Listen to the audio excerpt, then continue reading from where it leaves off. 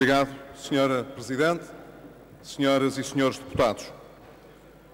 Nos períodos em que ocorrem grandes mudanças, em que muitas reformas são feitas e mais mudanças estão ainda por vir, impõe-se um momento em que reforçamos as nossas energias, reconcentramos os nossos esforços, confirmamos a nossa força e nos preparamos para um novo fôlego. Um novo fôlego depois de uma árdua e necessária caminhada. Neste momento, queremos falar já do caminho que vamos percorrer com a mesma determinação e com a mesma coragem. Esta moção de confiança que o Governo submete à Assembleia da República soleniza esse ensejo e teria, portanto, de ser diferente das outras moções de confiança do passado. Teria de ser um apelo à confiança na segunda metade deste caminho, que, como descrevi, foi, é e será difícil e necessário. Um apelo não à confiança cega, mas à confiança democrática que se deposita num projeto político concreto, realista e promissor. Um apelo que obtenha do Parlamento uma resposta pela positiva e não pela negativa, como foram as rejeições das moções de censura. Em períodos como o que estamos a viver, impõe-se um momento de clarificação. Agora, depois de se ter procedido a essa necessária clarificação, em que se tornou mais evidente para todos o que está verdadeiramente em causa para a vida dos portugueses e para o destino do nosso país, podemos atuar com confiança redobrada. Podemos atuar com confiança em nome de princípios, em nome de objetivos, em nome do nosso futuro coletivo. É a tudo isso que a moção de confiança do Governo se refere e é de tudo isso que eu quero falar aos portugueses. Faltam 10 meses para terminarmos o programa de assistência. Serão 10 meses cheios de desafios e de escolhas difíceis. Mas não será certamente agora que iremos vacilar, quando 2/3 do programa foram cumpridos e uma idêntica proporção do nosso ajustamento económico e financeiro foi já conseguida. Não será certamente agora que iremos vacilar, quando crescem os sinais positivos na economia e que cada vez mais indicam que podemos estar muito próximos da inversão que todos os portugueses desejam. Em 2011, recebemos um mandato dos portugueses para cumprir o programa de assistência, fechar esta crise e recuperar a nossa autonomia. E é isso que faremos na segunda metade da legislatura. Prosseguiremos o caminho da consolidação orçamental, da disciplina financeira, do reequilíbrio das contas externas, da confiança e da credibilidade. Prosseguiremos o caminho das mudanças estruturais e do aumento da competitividade. E prosseguiremos o caminho da reforma do Estado, das PPP, das rendas excessivas e dos privilégios injustificados, que são injustos e ineficientes. Daremos sentido aos sacrifícios que foram pedidos aos portugueses, que querem pôr esta dura crise para trás das costas, mas que também querem um Estado e uma economia que nunca mais estejam sujeitos a um choque como o que sofremos em 2011. Sem termos percorrido este caminho, não teríamos condições de perspectivar um novo ciclo de investimento e de crescimento sustentado. Sem termos feito as escolhas difíceis que fizemos, não poderíamos agora estar a olhar para a frente, para o futuro pós-Troika e para a abertura de um novo ciclo.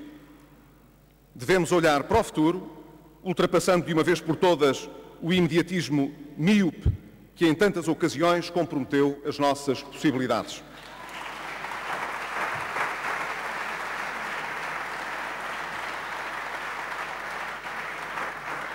Devemos encarar o futuro em conjunto, com a consciência e humildade democráticas de quem sabe que outros governos virão, mas que se manterão muitas das restrições à sua atuação.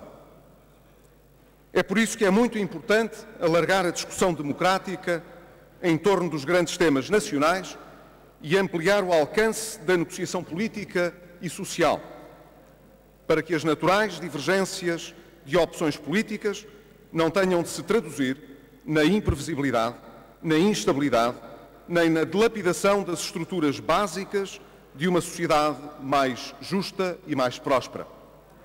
Assim, queremos mais concertação com os partidos da oposição e com os parceiros sociais no âmbito dos exames regulares da Troika, das reformas estruturais e do processo de regresso pleno ao financiamento de mercado. Senhora Presidente, senhoras e senhores deputados, além da manutenção da disciplina orçamental e do reequilíbrio das contas externas, para a segunda parte da legislatura, o Governo define 4 grandes prioridades de ação. Em primeiro lugar, o relançamento da economia.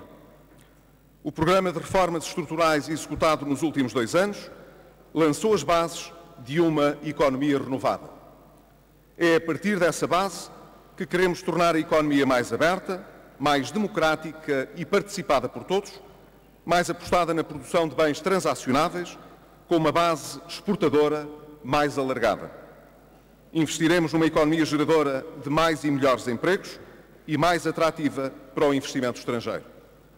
Neste sentido, executaremos a estratégia de crescimento e fomento industrial e daremos uma particular atenção à estruturação de um sistema abrangente de formação e qualificação profissional, à desburocratização e à remoção de obstáculos à iniciativa económica, à criação de um ambiente fiscal favorável ao investimento e à mobilização do novo quadro financeiro plurianual para a competitividade. Em concreto, levaremos a cabo, muito em breve, uma profunda reforma do IRC. Vale a pena ser ambicioso nesta matéria e procurar corresponder às recomendações da Comissão de Estudo, que apontam no cenário mais favorável para uma redução da taxa de imposto para 17% até 2018.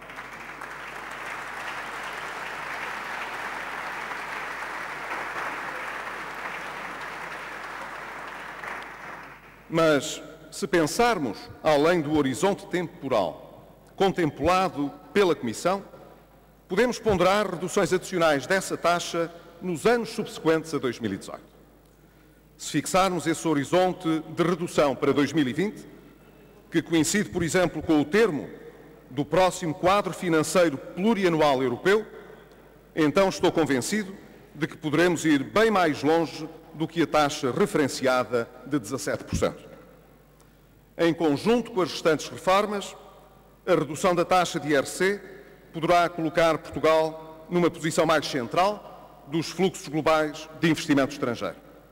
Além disso, fundaremos uma nova instituição financeira de desenvolvimento para mudar o paradigma de investimento dos fundos europeus, tornando-os muito mais eficazes na geração de riqueza e com bases concorrenciais mais transparentes.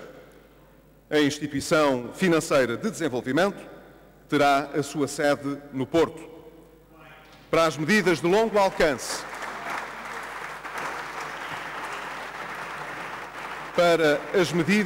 alcance, como a estratégia de simplificação e redução da taxa do IRC, ou como a definição do acordo de parceria e a programação dos fundos estruturais dos próximos 7 anos, convidamos o principal partido da oposição no sentido de trabalharmos em conjunto e de nos comprometermos a todos perante o país com espírito de abertura e de cooperação. Não há razão para, em matérias como estas, não haver convergência de posições entre o Governo, os partidos da maioria parlamentar e o Partido Socialista. Em segundo lugar, investiremos em mais coesão e mais mobilidade social. As políticas públicas serão dotadas de maior coordenação e eficácia para tornar a nossa sociedade mais justa e mais aberta às oportunidades para todos. Queremos que cada um, independentemente da sua origem familiar, socioeconómica ou territorial, tenha as oportunidades que merece para realizar o seu projeto de vida. São chamadas a um papel central neste domínio as políticas de investimento social, isto é, as políticas de emprego e formação profissional, educação, saúde, segurança social, assim como todas as políticas que tenham impacto na coesão territorial do país. E queremos discutir essas políticas com os parceiros sociais, com as instituições de solidariedade e com os cidadãos. Em terceiro lugar, queremos mudar a relação do Estado com o cidadão e com o território. A afirmação de uma nova cultura de confiança e de responsabilidade, a par de uma política assumida e permanente de transparência e de acesso à informação pública, têm sido os alicerces de um compromisso mais geral que agora renovamos. O compromisso de substituir a lógica do Estado hierárquico, burocrático e opaco, por uma cultura do Estado confiante na responsabilidade dos cidadãos, descentralizador e meritocrático. Neste sentido, continuaremos a reforma dos licenciamentos, apostaremos na requalificação do capital humano da administração pública e na recompensa do seu mérito e pela assunção descomplexada entre a obrigação de garantir o acesso de todos aos bens de natureza pública e a sua prestação direta pelo Estado. O nosso compromisso por um Estado de proximidade será concretizado com o programa Aproximar. Trata-se de um programa de reorganização, descentralização e modernização administrativa. E queremos discuti-lo com toda a abertura, com as autarquias e os restantes atores envolvidos no processo. À semelhança do que foi recentemente conseguido com o acordo com a Associação Nacional de Municípios e a Associação Nacional de Freguesias sobre a Lei das Finanças Locais e sobre as comunidades intermunicipais, temos a certeza de que desse diálogo resultará uma reforma ao serviço dos cidadãos e do país, cujos benefícios serão colhidos por muitos e muitos anos. Em quarto lugar, exerceremos e aprofundaremos um poder inteligente na Europa e no mundo. Iremos capitalizar o reconhecimento que a nossa ação diplomática obteve nestes últimos 2 anos. Temos a oportunidade histórica de tomar a dianteira no debate, com a voz credível e conciliadora, de diferentes pontos de vista que adquirimos. Faremos as pontes necessárias para devolver a União à Europa e assim avançar para uma maior consistência política, para mais solidariedade e coesão económica e para levar a cabo as reformas das instituições e políticas europeias. Exerceremos esse poder inteligente que o simples peso económico e demográfico nunca nos concederia para derrubar as barreiras que foram erguidas durante a crise da zona euro. Mas para isso, teremos de ser parceiros credíveis e confiáveis e temos de saber integrar as diferentes perspectivas sobre os nossos problemas comuns. Devemos, por isso, rejeitar as visões unilaterais e de curto prazo que não servem os portugueses nem servem a Europa. Devemos sim abraçar uma visão política de conjunto, coerente e de futuro, para que Portugal cresça na Europa e para que a Europa cresça no mundo. São estas, Sra. Presidente, senhoras e senhores deputados, as grandes linhas orientadoras que nos conduzirão nos próximos 2 anos. Elas são o coração da moção de confiança que hoje submetemos à Assembleia da República. Mas queremos também que este compromisso renovado seja levado a todo o país e que esta moção seja um pacto de confiança com todos os portugueses. Os portugueses estão unidos na ambição de um país mais justo e mais próspero, estão unidos na dedicação à nossa democracia e, assim unidos, iremos juntos enfrentar todos os obstáculos e todas as dificuldades. Esta não é a hora de desistirmos do interesse do país por razões de conveniência pessoal ou partidária. Da parte do Governo,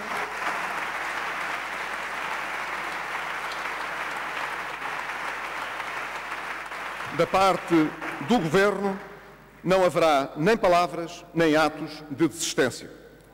Esta é a hora de nos concentrarmos no que é essencial, com inteira disponibilidade para o diálogo e para a concertação, para que quem vier depois de nós, Governo e oposição, possa dizer que fizemos tudo o que era necessário, tudo o que podia ser feito. Muito obrigado.